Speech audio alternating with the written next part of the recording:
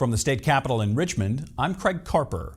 The 2019 session marked the inaugural year of the General Assembly's first foster care caucus. They introduced a comprehensive agenda, much of which has now passed and is headed to the governor's desk. This follows a report by the state's legislative watchdog group that found serious challenges to Virginia's foster care system, including insufficient funding and oversight. Several bills will allow Virginia to access more federal dollars for prevention services and require the state to attempt to find relatives and notify them of their eligibility to become kinship foster parents.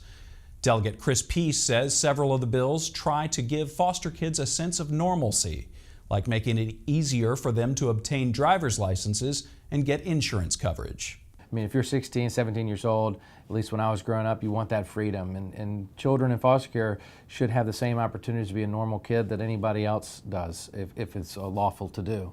The Foster Care Caucus submitted $3 million in budget amendments that try to address the most pressing needs of the state report. Budget negotiations are ongoing. For Assembly 19, I'm Craig Carper. Broadcast of Assembly 19 is brought to you by the Virginia Education Association. An investment in Virginia teachers today will bring dividends tomorrow.